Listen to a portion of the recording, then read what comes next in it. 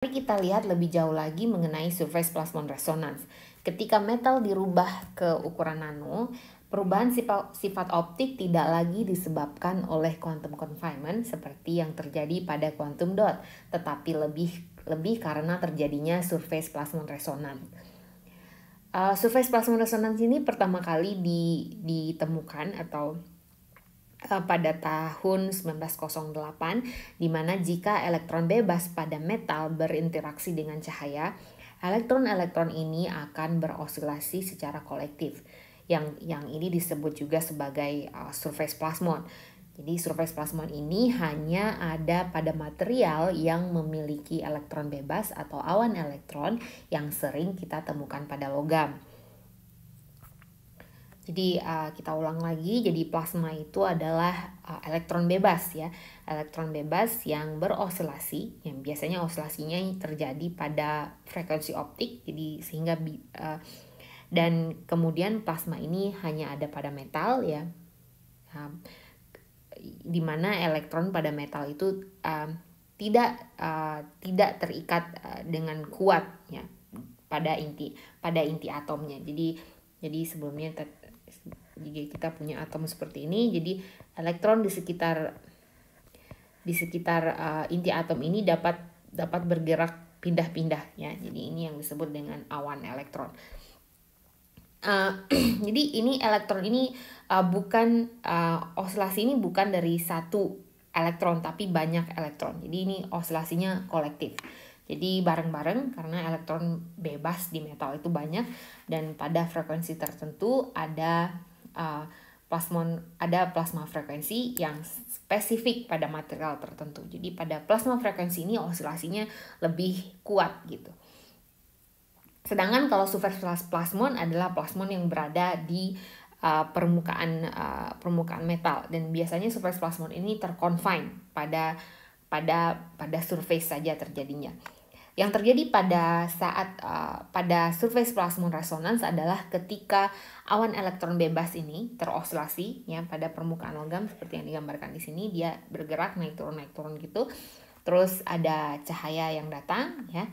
Nah, kemudian jika frekuensi dari cahaya yang datang sama dengan frekuensi dari surface plasmon ini, maka terjadi resonansi ya. Jadi ada cahaya juga ada resonansinya, terus di surface plasmon juga ada frekuensinya, jadi frekuensinya match, terjadilah cocok frekuensinya, jadi terjadilah resonansi ya.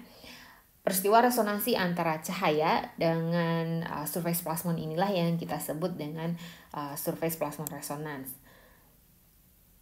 Osilasi dari jadi osilasi ini bisa terconfine ya, jadi osilasi pada surface plasmon ini bisa terconfine ya, jadi bisa pergerakannya ini bisa terhalang tergantung dari bentuk materialnya. Jadi kalau materialnya satu dimensi, jadi nanti dia akan terhambat di sumbu X, Y, atau Z dan seterusnya. Apalagi kalau 3D, jadi kalau 3 dimensi mungkin proses osilasinya itu terhambat di sumbu X, Y, dan Z.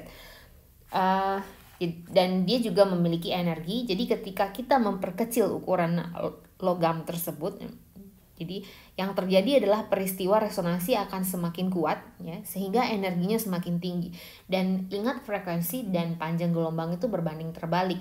Jadi jika frekuensi tinggi, maka panjang gelombangnya akan bergeser ke arah warna merah. Jadi smaller particle ya, partikel yang berukuran kecil akan cenderung menghasilkan warna merah pada surface plasmon resonance.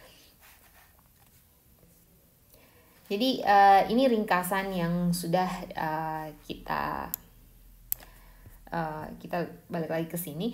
Ini ringkasan yang sudah kita diskusikan. Yang perlu diperhatikan adalah surface plasmon resonance hanya akan terjadi jika ukuran dari materialnya jauh lebih kecil daripada panjang gelombang ya, panjang gelombang cahaya yang datang. Oleh karena itu surface plasmon resonance hanya akan terjadi pada material nano. Berikut persyaratan untuk terjadinya SPR. Yang pertama yang tadi kita sudah bahas, material harus memiliki awan elektron bebas. Tergantung dari jenis materialnya, masing-masing material ini memiliki plasma frekuensi yang berbeda-beda. Jadi emas, tembaga, dan perak itu plasma frekuensinya di daerah visible, jadi sehingga bisa kita lihat dengan mata.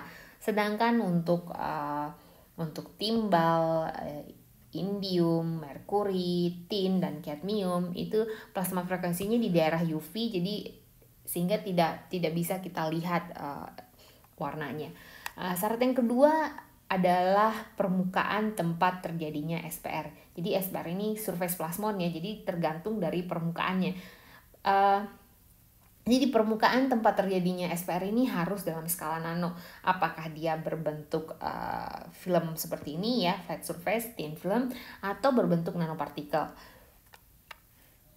Yang terakhir harus ada cahaya yang datang ya, harus ada cahaya yang datang yang berinteraksi dengan material tersebut. Jadi SPR ini tidak bisa terjadi kalau tidak ada gelombang cahaya ya.